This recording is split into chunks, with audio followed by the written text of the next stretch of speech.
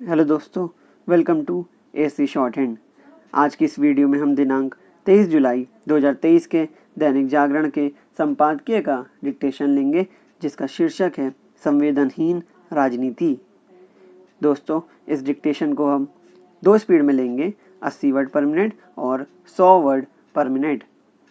80 की स्पीड में आपका डिक्टेशन चालू होगा 5 सेकंड के बाद। तब तक के लिए आप रेडी रहिए।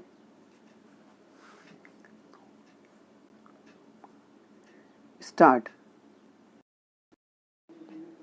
मणिपुर में 2 महिलाओं के साथ यौन हिंसा की विभत्स घटना के बाद महिला उत्पीड़न की अन्य शर्मनाक घटनाओं को लेकर विभिन्न दल एक दूसरे पर जिस तरह आरोप उछाल रहे हैं, वह सस्ती राजनीति और महिलाओं के खिलाफ होने वाले अपराधों को लेकर बढ़ती जाने वाली संवेदनहीनता ही है। राजनीति के इसी रवैये के कारण महिलाओं के खिलाफ होने वाले अपराधों पर प्रभावी लगाम नहीं लग पा रही है। निसंदेह मणिपुर की घटना कहीं अधिक भयावह और विचलित करने वाली है, लेकिन इसका यह अर्थ नहीं कि देश के अन्य हिस्सों में महिलाओं के साथ यौन हिंसा और उत्पीड़न की जो शर्मसार करने वाली घटनाएं हो रही हैं, उनकी अनदेखी कर दी जाए या फिर यह प्रदर्शित किया जाए कि ऐसा तो होता ही रहता है। बीते दिनों बंगाल के मालदा में 2 महिलाओं के कपड़े फाड़कर अर्धनग्न अवस्था में उनकी सार्वजनिक रूप से पिटाई की गई। उन पर चोरी का संदेह था। क्या चोरी के संदेह में पकड़ी गई महिलाओं को निर्वस्त्र कर पीटना सामान्य बात है? क्या सभ्य समाज को यह शोभा देता है? बंगाल में राजनीतिक कारणों से भी महिलाओं के साथ कुछ उसी तरह की घटनाएं होती रहती हैं, जैसी मणिपुर में हुई। क्या कोई इसे भूल सकता है कि बंगाल के पिछले विधानसभा चुनाव के बाद तृणमूल समर्थकों ने पुलिस की उपस्थिति में विरोधी दलों के कार्यकर्ताओं के घर लूटने जलाने के साथ उनकी महिलाओं का किस तरह यौन उत्पीड़न किया था? तब इतना आतंक मचाया गया था कि सैकड़ों लोग जान बचाने के लिए असम भाग गए थे। हाल के पंचायत चुनावों में भी बंगाल भीषण हिंसा का गवाह बना, लेकिन अधिकांश दलों ने चुप्पी साधे रखी, क्योंकि ममता कथित तौर पर सेक्युलर नेता हैं।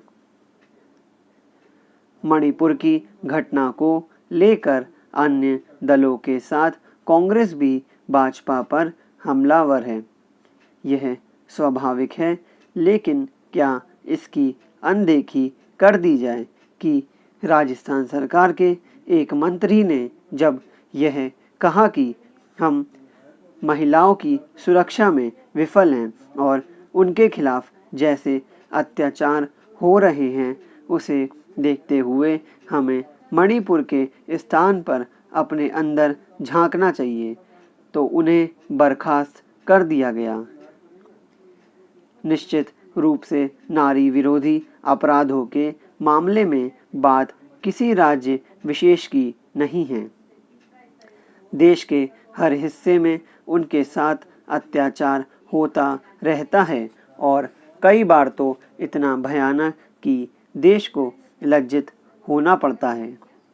लेकिन राजनीतिक दल, अनेक बुद्धिजीवी और यहाँ तक कि देश विदेश के मीडिया का एक हिस्सा भी अपना आक्रोश यह देखकर व्यक्त करता है कि घटना किस दल के शासन में हुई। इसी हिसाब से उनकी संवेदना जागती है। यह निकृष्ट कोटि की संकीर्णता है।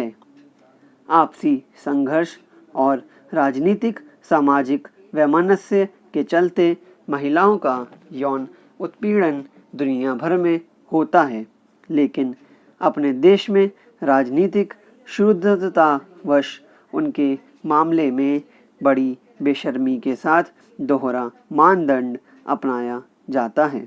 स्टॉप।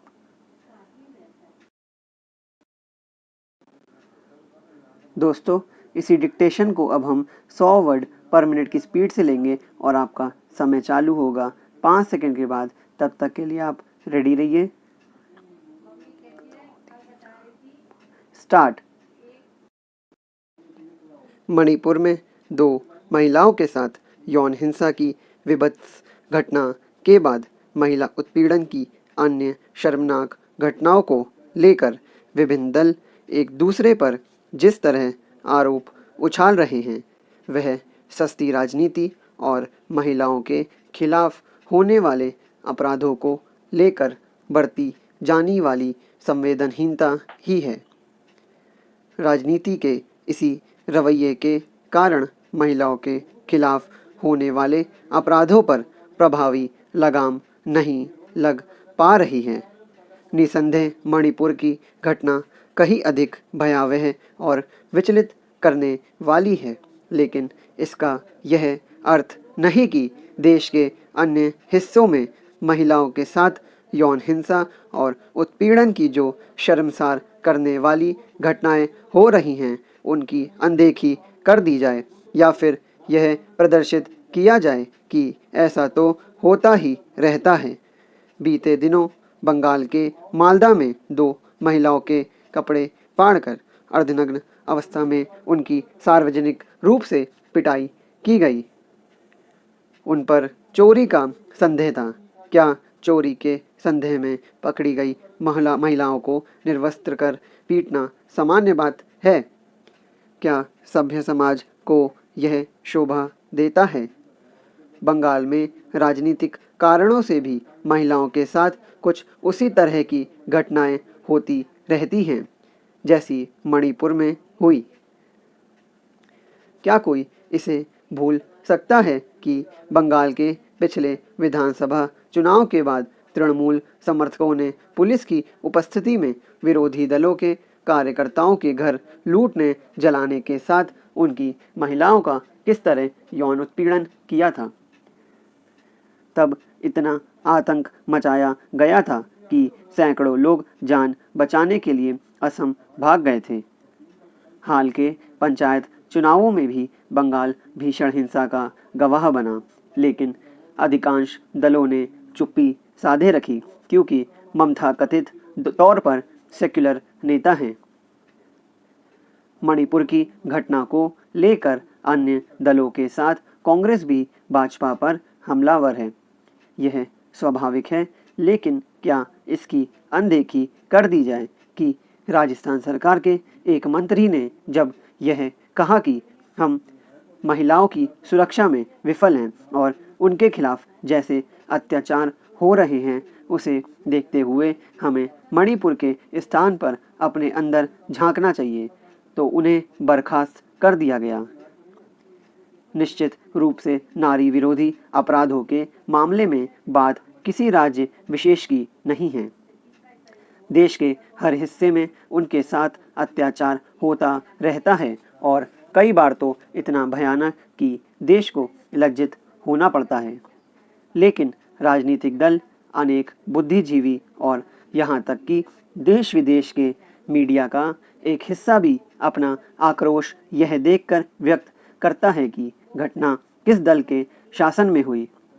इसी हिसाब से उनकी संवेदना जागती है। यह निकृष्ट कोटि की संकीर्णता है। आपसी संघर्ष और राजनीतिक, सामाजिक वैमनस्य के चलते महिलाओं का यौन उत्पीड़न दुनिया भर में होता है, लेकिन अपने देश में राजनीतिक शुद्धतावश उनके मामले में बड़ी बेशर्मी के साथ दोहरा मानदंड अपनाया जाता है। स्टॉप।